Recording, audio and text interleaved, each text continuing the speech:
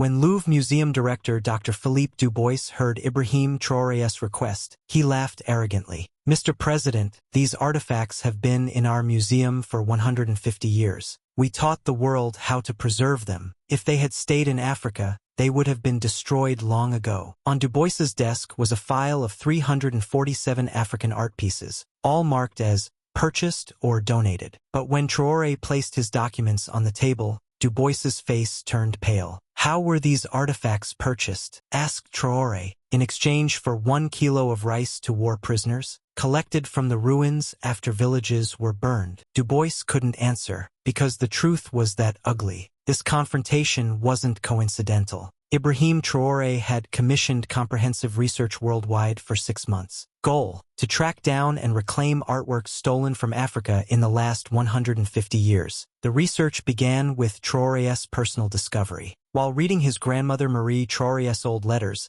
a letter dated 1962 caught his attention. "My dear grandson Ibrahim, when the French raided our village, they didn't just burn our homes. They also stole our sacred masks, golden sculptures, and our ancestors' legacies. They told me, 'These will be safe in the museum now, but I know that one day you will bring them back.'" This letter deeply affected Traoré. He immediately called Culture Minister Aminata Sawadogo. "Aminata, what do you know about the artifacts my grandmother mentioned in her letter?" "Mr. President, this isn't just your family's problem. According to recent research, 80% of African artifacts displayed in world museums were obtained under suspicious circumstances." "What do you mean by suspicious circumstances?" "Forcibly taken, stolen, or obtained through deception during the colonial period." Traoré stood up. "So where are these artifacts?" Aminata opened her file. 4,500 in the Louvre, 6,200 in the British Museum, 3,800 in the Metropolitan. Over 15,000 African artifacts in 37 museums total. And none are being returned. None. Museums use preservation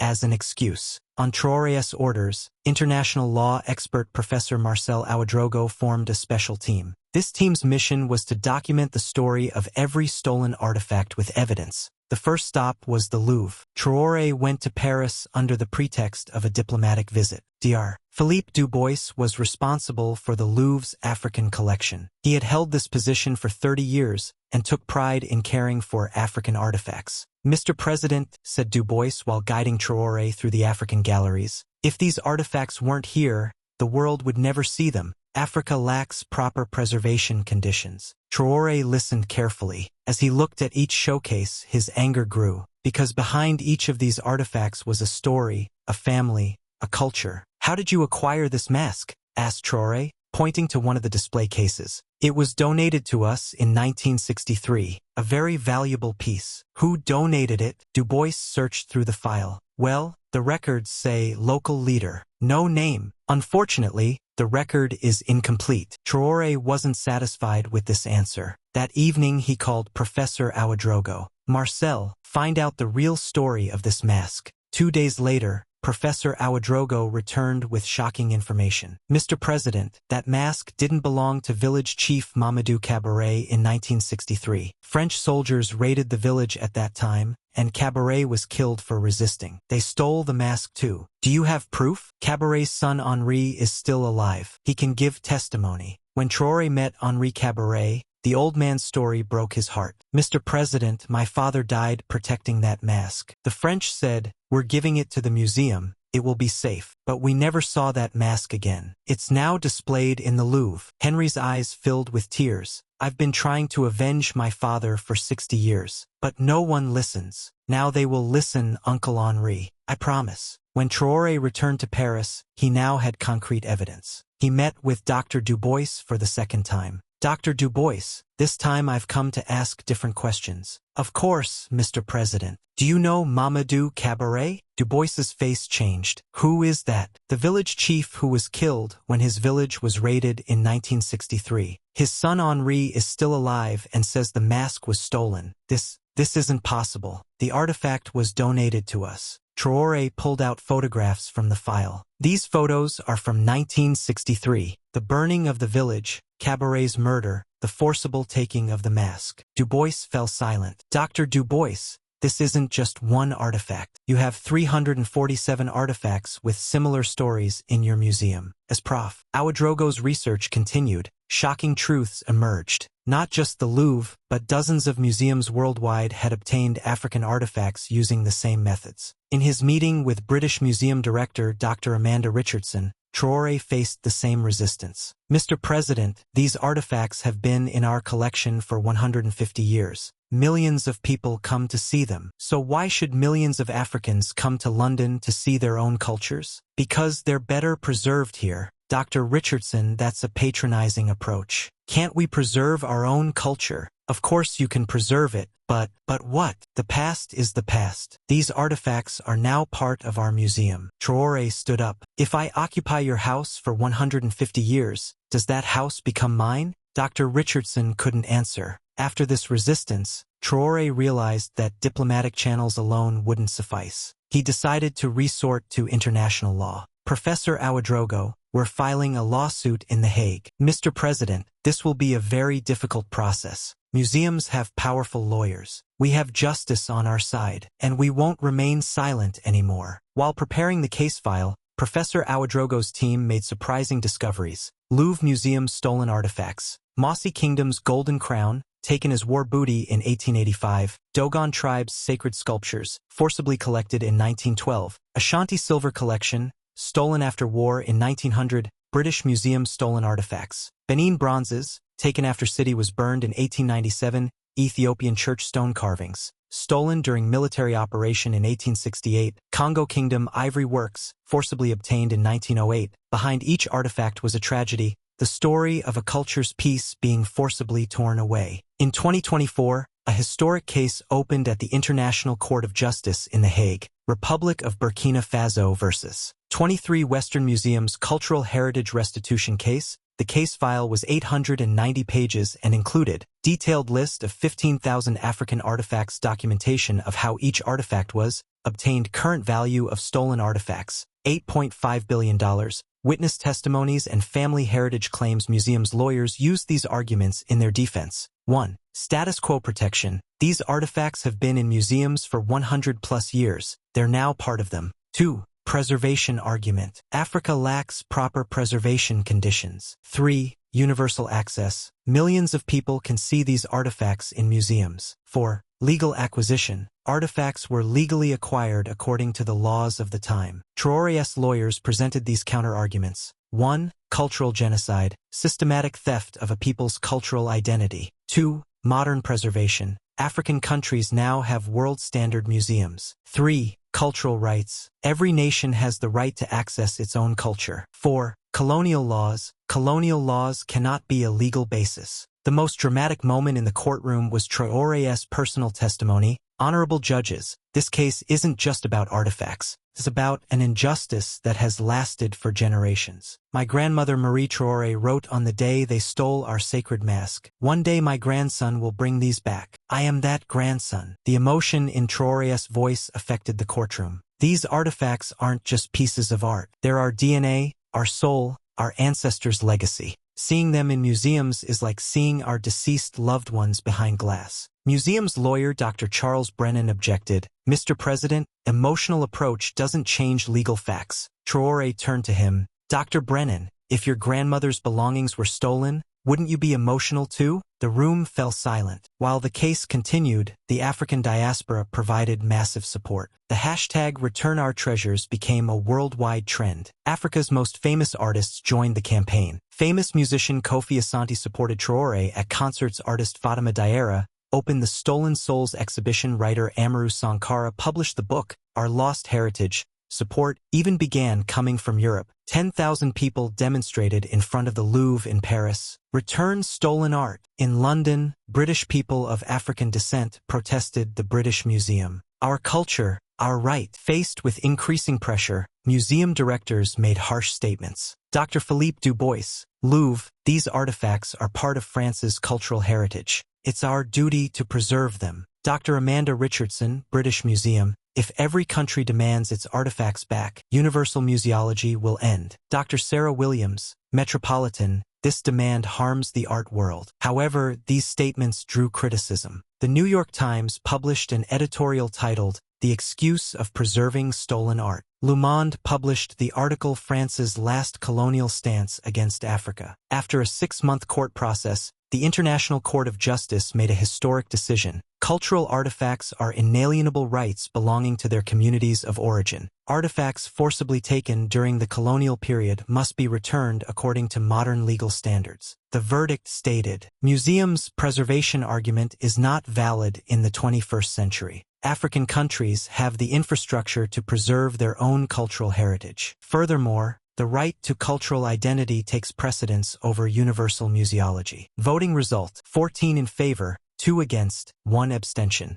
This decision had a bombshell effect in world media. CNN, "Historic victory, Africa wins back its stolen treasures." BBC, "Court orders return of 15,000 African artifacts." Al Jazeera, "End of cultural colonialism, Africa reclaims its heritage." Despite the court decision, museums didn't immediately surrender. Dr. Dubois, "We will appeal this decision. The legal process isn't over yet." Dr. Richardson, "We will try every legal avenue to protect our artifacts." However, public pressure was mounting. Museum visitors began to decline. Protests continued. French President Jacques Moreau at a press conference, "As a government, we respect the court decision, but we will also protect the rights of our museums." British Prime Minister Elizabeth Hartwell, "We support the British Museum's decision." After the court victory, Traoré increased diplomatic pressure. At the African Union Summit, "This case isn't just Burkina Faso's case, it's all of Africa's case. If museums don't recognize the decision,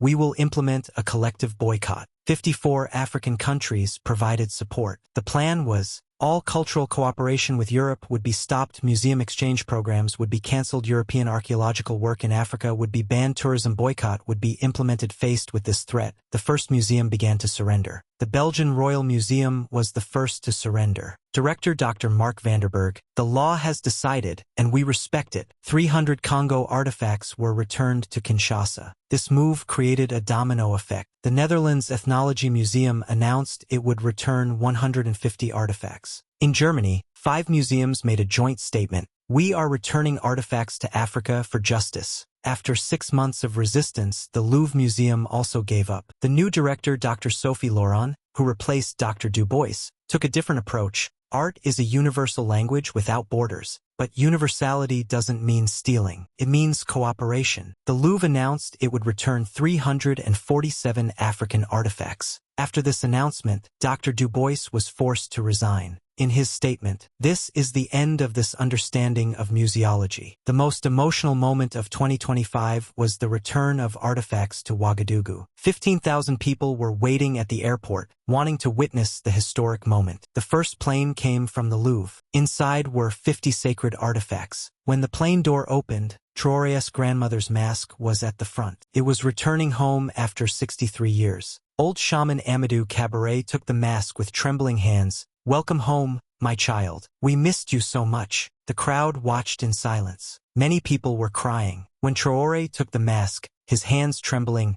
"Grandmother, I kept my promise." At that moment, millions of people in front of televisions across Africa were also crying. In the following weeks, other artifacts began to arrive. From British Museum, Benin bronzes, 1,200 pieces, Ethiopian stone carvings, 300 pieces, Congo Kingdom ivory artifacts, 450 pieces, from Metropolitan, Nok terracotta sculptures, 200 pieces, Yoruba bronze masks, 150 pieces, Mali ancient inscriptions, 80 pieces. Each return was a separate ceremony, a separate joy. One of the most emotional moments was the return of the Mossi Kingdom's golden crown. The crown returned to Ouagadougou Palace after 140 years. When traditional leader Naba Kiango put the crown on his head, "Our ancestors have returned. Now I can rest in peace." To safely preserve the artifacts, Traoré built a modern museum, African Heritage Museum features world standard preservation system, climate-controlled halls, digital imaging technology, interactive education sections, research library. At the opening ceremony, Traoré said,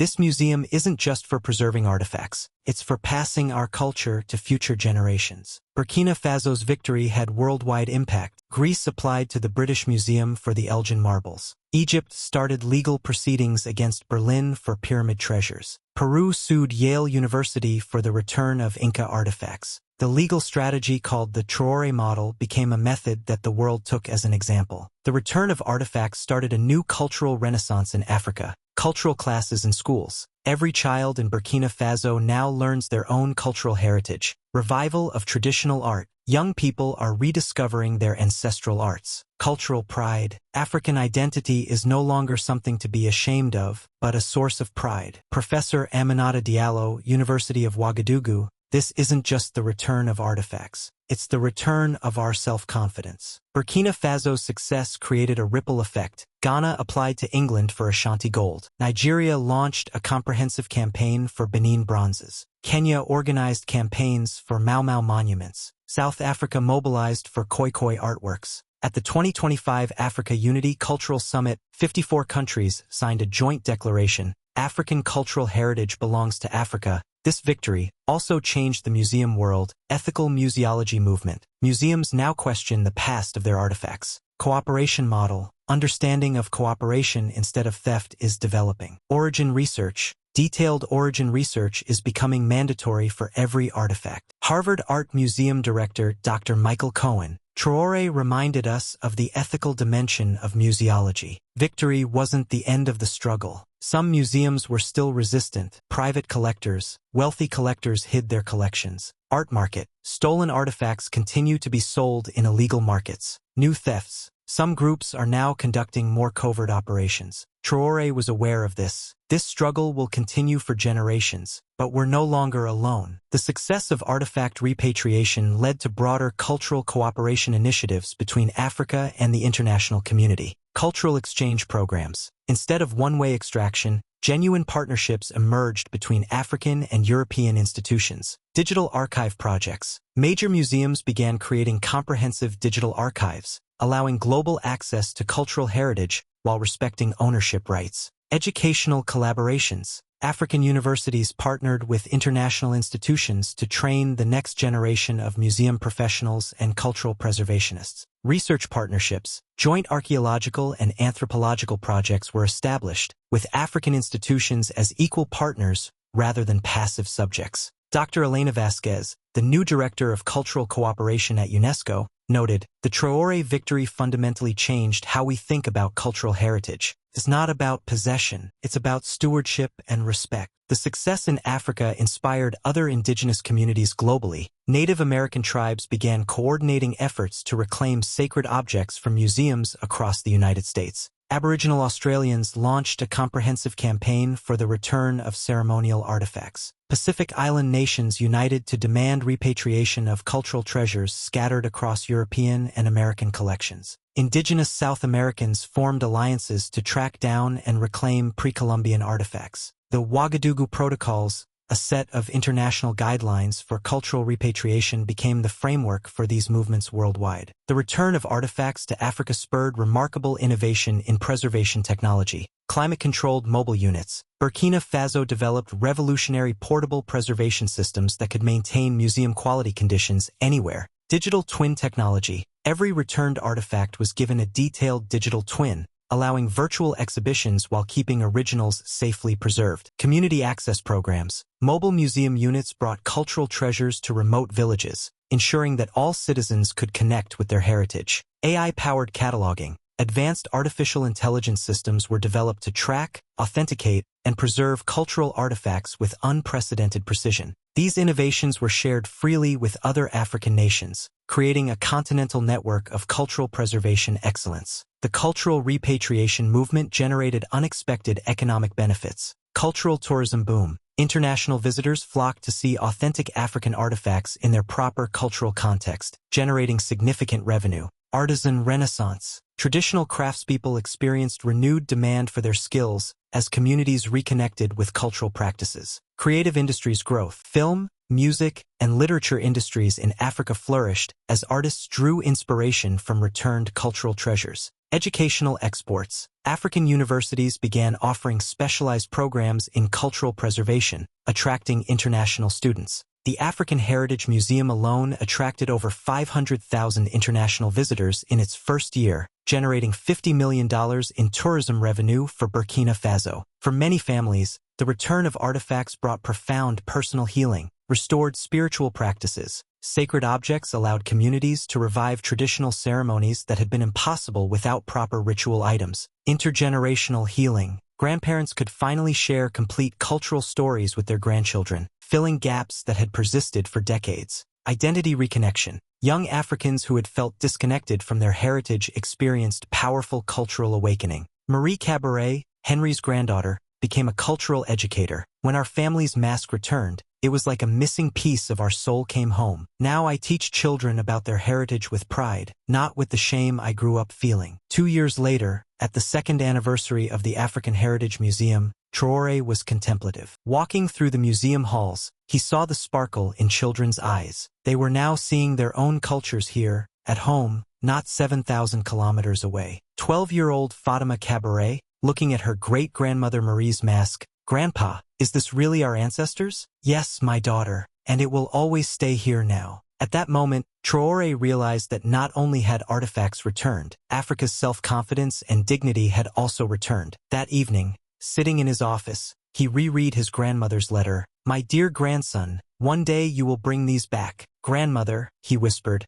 "I didn't just bring back the mask, I brought back our honor." Traoré's success had become a new model not just for Africa, but for the world. The cultural justice model was now being taught as a case study at Cambridge, Harvard, and the Sorbonne. It was shown as an example to young diplomats. A small country can change the world with the right strategy and determination. The legal precedent set by the case created lasting institutional changes. International Cultural Court. A permanent tribunal was established in The Hague specifically for cultural repatriation cases. Global Heritage Database. A comprehensive system was created to track the origin and movement of cultural artifacts worldwide. Mandatory provenance research. All museums were required to conduct and publish detailed research on the origins of their collections. Cultural Reparations Fund. An international fund was established to support the return and proper preservation of cultural heritage. Perhaps most importantly, the victory inspired a new generation of African cultural leaders, young museum professionals.